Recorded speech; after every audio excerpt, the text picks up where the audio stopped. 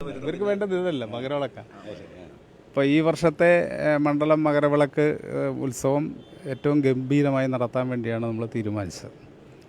നേരത്തെ തന്നെ അതിൻ്റെ മുന്നൊരുക്കങ്ങൾ നടത്തിയിരുന്നു. കഴിഞ്ഞ ഏപ്രിൽ മാസത്തിൽ തന്നെ ഈ ഈ നമ്മുടെ ശബരിമലയിൽ ഈ വർഷം തിരക്ക് വർദ്ധിക്കാൻ സാധ്യതയുണ്ട് എന്ന് കണ്ടുകൊണ്ട് നമുക്ക് സാധ്യമായ എല്ലാ മുന്നൊരുക്കങ്ങളും നടത്തിയിരുന്നു. ഈ വർഷം മണ്ഡലകാലത്ത് നല്ലപോലെ തിരക്കായിരുന്നു. 16-17 തുടങ്ങിയത്. അപ്പോൾ ഒരു പീക്കായിട്ട് വന്നത് ഡിസംബർ ഒരു 4 കഴിഞ്ഞോടുകൂടി തിരക്ക് വർദ്ധിച്ചു. തിരക്ക് രണ്ട് രീതിയിലാണ് വർദ്ധിച്ചത്. ഒന്ന്, ചെന്നൈയിലുണ്ടായ വെള്ളപ്പൊക്കത്തിന് ശേഷം വലിയ തിരക്ക് വന്നു. അതിനുശേഷം തെലങ്കാനയിൽ തെരഞ്ഞെടുപ്പ് നടന്നതിന് ശേഷവും തിരക്ക് വന്നു. നമ്മുടെ പ്രവചനാതീതമായിട്ടുള്ള ഒരു തിരക്കാണ് അവിടെ ഉണ്ടായത്. അതുകൂടാതെ ഈ വർഷം സ്ത്രീകളും കുട്ടികളും വലിയ തോതിൽ വന്നു. അതുപോലെ തന്നെ ഭിന്നശേഷിക്കാരായിട്ടുള്ള ആളുകൾ വന്നു. 100 വയസ്സിൽ കൂടുതലുള്ള ആളുകൾ വന്നു. അത്തരം ആളുകൾ ഏകദേശം 30% വന്നു. കുട്ടികളാണ് കൂടുതൽ വന്നത്. അപ്പോൾ അങ്ങനെ വന്ന സമയത്ത് നമുക്ക് ഈ 18-ാം പടി കയറുക എന്നുള്ളത് ഒരു പ്രധാനപ്പെട്ട കാര്യമാണല്ലോ. അപ്പോൾ നമ്മളുടെ കണക്കുകൂട്ടലിനെ തെറ്റിച്ചുകൊണ്ടാണ് കുട്ടികളും വയസ്സായ ആളുകളും ഭിന്നശേഷിക്കാരൊക്കെ വരുമ്പോൾ 18-ാം പടി കയറാൻ താമസം വരും. 1 മണിക്കൂറിൽ നമുക്ക് പരമാവധി കയറ്റാൻ കഴിയുന്ന ആളുകളുണ്ട്. പക്ഷേ ഭിന്നശേഷിക്കാരും അതുപോലെ സ്ത്രീകളും കുട്ടികളും വയസ്സായ ആളുകളും വരുമ്പോൾ അതനുസരിച്ച് കയറ്റാൻ പറ്റാതെ വരും. അങ്ങനെ വരുമ്പോൾ സ്വാഭാവികമായിട്ടും 1 ലക്ഷത്തിലധികം ആളുകൾ വന്നു കഴിഞ്ഞാൽ അവിടെ എക്സസ് ആയിട്ട് വരും. അങ്ങനെ വന്ന ഒരു സമയത്താണ് ചെറിയ തിരക്ക് വർദ്ധിച്ചത്. ആ തിരക്ക് നമ്മൾ 11-12 തീയതികളോടുകൂടി തന്നെ പൂർത്തീകരിച്ചു. അപ്പം 18-ാം പടി കയറുന്ന ആളുകൾ തന്നെ ഇന്നലെ ഏകദേശം 1 ലക്ഷത്തിൻ്റെ അടുത്താണ് കയറിയത്. അത് 18-ാം പടി കയറിയത് ആളുകൾ. സിവിൽ ദർശനം നടത്താൻ വേണ്ടി വരുന്നവർ 10-20 വരുന്നുണ്ട്. അപ്പോൾ അതെല്ലാം നിയന്ത്രിച്ചുകൊണ്ടാണ് ഇപ്പം നമ്മളവിടെ കാര്യങ്ങൾ കൈകാര്യം ചെയ്തു പോകുന്നത്. എല്ലാ സൗകര്യങ്ങളും നമുക്ക് കിട്ടാവുന്ന സൗകര്യങ്ങൾ പരമാവധി വർദ്ധിപ്പിച്ചിട്ടുണ്ട്. അവിടെ ഒരു പരിമിതി നമ്മുടെ എന്താണെന്ന് വെച്ച് കഴിഞ്ഞാൽ എല്ലാം സെൻട്രൽ ഫോറസ്റ്റിൻ്റെ കീഴിലാണ്. ആ പ്രദേശം മുഴുവൻ ടൈഗർ റിസർവ് ഫോറസ്റ്റാണ്. അപ്പോൾ സെൻട്രൽ റിസർവ് ഫോറസ്റ്റിൽ നിന്ന് നമുക്ക് ഒരു മരത്തിൻ്റെ കൊമ്പ് വിടണമെങ്കിൽ പെർമിഷൻ വേണം. നമ്മൾ ടെമ്പററി ഷെഡ് വേണമെങ്കിൽ അവരുടെ പെർമിഷൻ വേണം. അപ്പോൾ നമുക്കവിടെ പെർമനൻ്റ് ആയിട്ടുള്ള സംവിധാനം ഉണ്ടാക്കുന്നതിനുള്ള പരിമിതി ഈ സ്ഥലം ലഭ്യമാകുന്നത്. നമ്മൾ കഴിഞ്ഞ 11 വർഷമായിട്ട് അവിടെ സന്നിധാനത്ത് തന്നെ 11 ഏക്കർ സ്ഥലം കിട്ടാൻ വേണ്ടിയിട്ടുള്ള ശ്രമം നടത്തുന്നത്. മറ്റു പല പ്രദേശത്തും സ്ഥലം കിട്ടാൻ വേണ്ടിയുള്ള ശ്രമം നടത്തുന്നത്. പക്ഷേ സ്ഥലം ലഭ്യമാകുന്നില്ല എന്നുള്ളതാണ് അവിടുത്തെ ഡെവലപ്മെൻറ്റിന് ഒരു തടസ്സമായി നിൽക്കുന്ന പ്രധാനപ്പെട്ട ഘടകം. പിന്നെ തിരക്ക് കൂടുമ്പോൾ പിന്നെ അവിടുത്തെ സംവിധാനം എങ്ങനെ കഴിയുള്ളൂ എന്ന് അറിയാവുന്നവർ തന്നെയാണ് ഇതിനെ കുറ്റപ്പെടുത്താൻ വേണ്ടി ശ്രമിക്കുന്നത്. കാരണം 18-ാം പടി കയറുകയല്ലേ. അപ്പോൾ അവിടെ 4600 പേരെ ഇന്നലെ പെർ അവർ കയറ്റിയത്. അപ്പം സാധാരണ ഇതിൽ 17 മണിക്കൂറാണ് അവിടെ കയറ്റിയിരുന്നത്.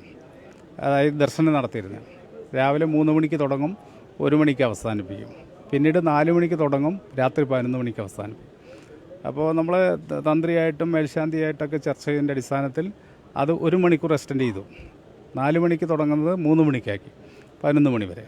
അതുകൂടാതെ 11 മണിക്ക് അവസാനിക്കേണ്ടതും 1 മണിക്ക് അവസാനിക്കേണ്ടതും ദർശനം അരമണിക്കൂർ വെച്ച് കൂട്ടി. അങ്ങനെ 2 മണിക്കൂർ ആ രീതിയിൽ ലഭിച്ചു. പിന്നെ അവിടെ മറ്റ് സമയം ക്രമീകരിച്ച് 10, 20, 30 മിനിറ്റ് അങ്ങനെ കിട്ടി. അങ്ങനെ ഒരു 2.5 മണിക്കൂർ അധികം നമ്മൾ ഇതിൻ്റെ ഇടയിൽ നമുക്ക് ലഭിച്ചതുകൊണ്ടാണ് ഇത്രയും ആളുകളെ കയറ്റാൻ കഴിയുന്ന ഒരു സാഹചര്യം ഉണ്ടായി. ഇതൊന്നും ഈ വിമർശിക്കുന്ന ആളുകൾ ഇതൊന്നും അറിയുന്നില്ല. വെറുതെ അങ്ങോട്ട് വിമർശിക്കുക. പിന്നെ അനാവശ്യമായിട്ട് നമ്മളിതിനെ മോശപ്പെടുത്താൻ വേണ്ടിയുള്ള ഒരു ശ്രമം നല്ലപോലെ നടന്നു. അതാണ് ബോഗസായിട്ടുള്ള ചില റിപ്പോർട്ടുകൾ സോഷ്യൽ മീഡിയയിൽ കൂടെ പ്രചരിപ്പിച്ചത്. അവിടെ ഒരു കുട്ടി പിന്നെ ഹാർട്ടിന് സുഖമില്ലാത്തൊരു കുഞ്ഞ് വന്നു. അത് കയറ്റം കയറാൻ പാടില്ലെന്ന് ഡോക്ടർമാർ പറഞ്ഞതായിരുന്നു. ആ കുട്ടി ജന്മനാൽ ഹാർട്ടിന് അസുഖമുള്ള കുട്ടിയാണ്. കയറ്റം കയറിയപ്പോൾ സ്വാഭാവികമായിട്ടും ഹാർട്ടിന് അസ്വസ്ഥത വന്നു. ഉടൻ തന്നെ ആശുപത്രി കൊണ്ട് ആ കുട്ടി മരിക്കുന്നു. ഡോക്ടർമാർ റിപ്പോർട്ട് ചെയ്ത് ഈ കുട്ടിയെ ഒരു കാരണവശാലും മല കയറ്റാൻ പാടില്ലാത്തതാണ്. അപ്പം അതിന് ഒരു കുഞ്ഞ് മരിച്ചു. ഇത് ഭയങ്കര വാർത്തയല്ലേ. അതുപോലെ ഒരു കുഞ്ഞ് ബസ്സിൽ കയറി ഇരുന്ന് കഴിഞ്ഞപ്പോൾ ബസ് സ്റ്റാർട്ട് ചെയ്ത സമയത്ത് കുട്ടിയുടെ പിതാവിനെ കാണുന്നില്ല. പിതാവ് ആ സമയത്ത് ഓടി താഴെ എന്തോ വാങ്ങാൻ വേണ്ടി ഇറങ്ങി. അപ്പോൾ പെട്ടെന്ന് ബസ് നമ്മുടെ KSRTC ബസ്സൊക്കെ സ്റ്റാർട്ട് ചെയ്ത് കുറച്ച് നേരം ഇട്ടതിന് ശേഷം നമ്മൾ എടുക്കുക. അല്ലാതെ സ്റ്റാർട്ട് ചെയ്യാൻ പോകില്ലല്ലോ. സ്റ്റാർട്ട് ചെയ്തിട്ടപ്പോൾ കഴിഞ്ഞപ്പോൾ കുട്ടിക്ക് നോക്കുമ്പോൾ കുട്ടിയുടെ പിതാവിനെ കാണാനില്ല. അപ്പോൾ കുട്ടി നമ്മളൊക്കെ കരഞ്ഞിട്ടില്ലേ ചെറുപ്പത്തിൽ? കരയാത്തവരാരുണ്ടോ? രക്ഷകർത്താക്കളുടെ കൂടെ പോയി രക്ഷകർത്താവിനെ 1 മിനിറ്റ് നേരം കണ്ടില്ലെങ്കിൽ നമ്മളെല്ലാം കരയില്ലേ? ആ കരച്ചിൽ എടുത്തിട്ട് എന്താ വെച്ചാൽ ലോകം മുഴുവൻ അങ്ങ് പ്രചരിപ്പിച്ചു. ഇവിടെ കുഞ്ഞുങ്ങളെ കണ്ണുനീര് വീഴുകയാണ് മറ്റന്നാ പറഞ്ഞത്. ആ കുഞ്ഞിൻ്റെ അച്ഛൻ വന്നതോടുകൂടി കുട്ടിയുടെ കരച്ചിലും മാറി. നമ്മൾ കാണുന്ന ആ കുട്ടിയുടെ കരച്ചിൽ മാത്രമേ വിട്ടുള്ളൂ. കരച്ചിൽ അപ്പം തന്നെ മാറ്റി. അച്ഛനെ കണ്ടോടുകൂടി കുട്ടിയുടെ കരച്ചിൽ പറയും, അത്രേ ഉള്ളൂ. അച്ഛനെ കാണുന്നവരെ. പക്ഷേ ആ ഒരു കരച്ചിലുണ്ടല്ലോ, അന്തർദേശീയ തലത്തിലേക്ക് നവമാധ്യമങ്ങളിലൂടെ വിട്ട് നമ്മുടെ ശബരിമലയെ മോശപ്പെടുത്തുകയാണ്. പിന്നെ ഒരു ഭക്തനെ തല്ലുന്ന ചിത്രങ്ങളെല്ലാം കണ്ടു കാണും നവമാധ്യമങ്ങൾ.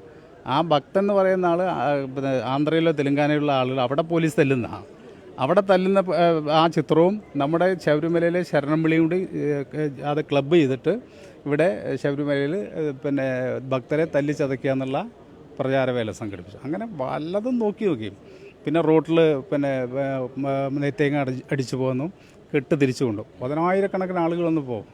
1-2 ആളുകൾ കെട്ട് തിരിച്ചു വരും. എന്നിട്ട് കെട്ട് തിരിച്ചു വരുമ്പോൾ നിങ്ങളിങ്ങനെ കുഴൽ പിടിച്ച് നിൽക്കും. അപ്പോൾ അവരോട് ചോദിക്കും, അവിടെ പറ്റില്ല. അതുവരെ സന്നിധാനം വരെ എത്താറായിട്ട് തിരിച്ചു പോരാ ഞാൻ ചെല്ലുമ്പോൾ. അപ്പോൾ ഒരു 40,000 പേര് ക്യൂ നിൽക്കുന്നുണ്ട്. അതിന് 3 ആളാണ് പോയത് തിരിച്ചു വന്നത്. ആ തിരിച്ചു വന്നവരുടെ ലക്ഷ്യം എന്താ? യഥാർത്ഥ ഭക്തരാണെങ്കിൽ തിരിച്ചു വരും. അതിന് തൊട്ടടുത്ത് ഇതുവരെ ഒന്നും ഇനി കുറച്ച് നേരം കൂടി കാത്തു നിന്ന് കയറാം. ആ കയറാതെ മന്ത്രി വരുന്നു എന്ന് കണ്ടു കഴിഞ്ഞപ്പോൾ തിരിച്ചു വന്നിട്ട് പിന്നെ അപ്പം മാധ്യമങ്ങൾ നല്ല തന്നെയല്ല, നവമാധ്യമങ്ങൾ അവർ തന്നെ ഉപയോഗിക്കുന്നത്. ഈ കെട്ടും കയറ്റോട് തന്നെ ഞങ്ങൾ പിന്നെ ഇവിടെ വന്നിട്ട് ഒന്നും തോന്നാൻ പറ്റില്ല, അതപ്പോൾ റിലേ ചെയ്യണം. അപ്പോൾ അവരുടെ നാട്ടിലൊക്കെ അവർക്ക് നല്ല പ്രൊപ്പഗൻഡ കിട്ടും. ഈ സാധനം യൂട്യൂബിൽ ചെന്ന് കഴിഞ്ഞാൽ അവർക്കും ഇതിൻ്റെ അറിയാമല്ലോ. ഇത് യൂട്യൂബിൽ കുറച്ച് കൂടുതൽ വ്യൂവേഴ്സ് ഉണ്ടാവും. അപ്പോൾ അതിൻ്റെ ഗുണം എന്താ?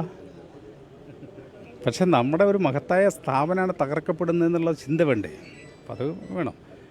അസാമാന്യമായ തിരക്ക് വന്നു കഴിഞ്ഞാൽ അവിടെ ചെയ്യാൻ കഴിയുന്ന സാധ്യമായ ഞാൻ അവിടുത്തെ പ്രതിഷേധമായിട്ട് വന്ന ആളുകളോട് നിങ്ങൾ പറ, 18-ാം പടി കയറ്റാൻ വേറെന്തെങ്കിലും മാർഗമുണ്ടോ?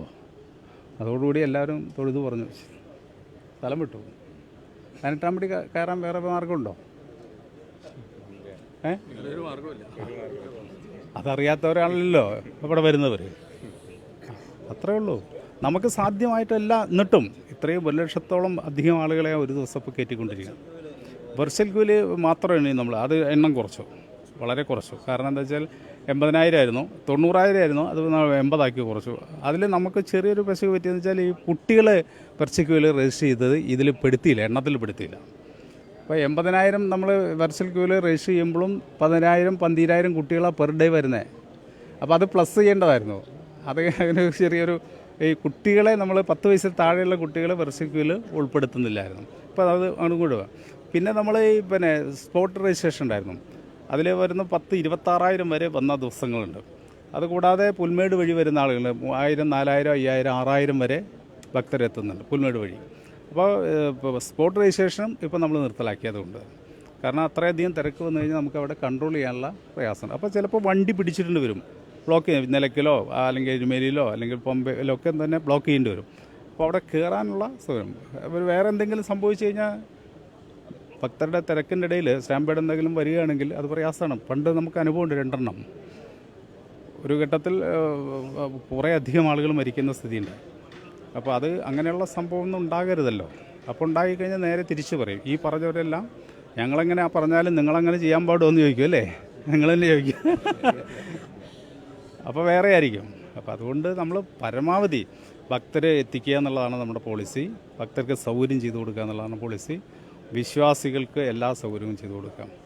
അത് വിശ്വാസം തകർക്കാൻ അതൊന്നും കൈയിട്ട് വരാൻ ഞങ്ങൾ നിൽക്കുന്നില്ല. ആരെങ്കിലും കൈയിട്ട് വാരി അനുഭവമുള്ളവർ പറയുന്നുണ്ടാവും. നമുക്ക് അവിടുന്ന് ശബരിമലയെന്നോ ഏതെങ്കിലും ക്ഷേത്രത്തിൽ നിന്നോ ഒരു നയാ പൈസ പോലും കൈയിട്ട് വാരണം എന്നുള്ള താല്പര്യമുള്ള ആളുകൾ ഉണ്ടെങ്കിൽ അവർ വേഗം പുറത്തു പോകണം എന്നുള്ളതാണ് നമ്മുടെ ആഗ്രഹം.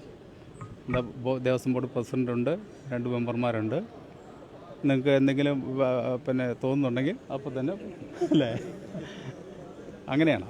എല്ലാ സത്യസന്ധമായിട്ട് പോകണം എന്നുള്ളതാണ് ആഗ്രഹം. അപ്പോൾ ഇത് പഴയ പാരമ്പര്യം വെച്ചുകൊണ്ടാണ് ഇത് കൈയിട്ട് വരിക എന്ന് പറയുന്നത്. ഒരാൾ പ്രസംഗിച്ചില്ല, ഞാൻ ഈ പോകുന്ന ഇപ്പം ഇവിടെ വന്നല്ലോ, ഞാൻ ഈ അമ്പലത്തിൽ വന്നല്ലോ, ഇവിടെ നിന്ന് എന്താ കൈയിട്ട് വാരി കട്ടൻ ചായ കുടിച്ചിട്ടുണ്ട്, ലഡു തന്ന് അങ്ങോട്ട് തിരിച്ചു വരും ചെയ്യുന്നു. എന്നിട്ട് ഞാൻ ഇതെല്ലാം വാരി ഈ വണ്ടിയിൽ കൊണ്ടുപോവാണ്, എന്നിട്ടാണ് സൂചിച്ച് നടക്കണമെന്ന് പറഞ്ഞു. ഇന്നലെ നമ്മൾ നടക്കുന്നതാണല്ലേ, എന്നിട്ട് നമ്മൾ സൂചിച്ച് നടക്കുന്ന ഈ അമ്പലത്തിൽ നിന്ന് നിങ്ങളുടെ ഖജനാവ് ഞാൻ വാരി കൊണ്ടുപോകാന്ന് പറഞ്ഞിട്ട് ഒരാൾ പ്രസംഗിച്ചല്ലോ, തെക്കുംകാട് കേട്ടില്ലേ, വലിയ പ്രസംഗമായിരുന്നു. അപ്പോൾ അതൊക്കെ അങ്ങനെ പറയുന്നവർ പറയും. പക്ഷേ ഗവൺമെൻറ്റിനെ സംബന്ധിച്ചിടത്തോളം, ദേവസ്വം ബോർഡുകളെ സംബന്ധിച്ചിടത്തോളം സത്യസന്ധമായിട്ട് ഭക്തരുടെ താല്പര്യങ്ങൾ സംരക്ഷിക്കാനും നമ്മുടെ ക്ഷേത്രങ്ങളെ താല്പര്യം സംരക്ഷിക്കാനും വിശ്വാസങ്ങളെ സംരക്ഷിക്കാനും വേണ്ടിയുള്ള ഇടപെടലാണ് നടത്തിക്കൊണ്ടിരിക്കുന്നത്.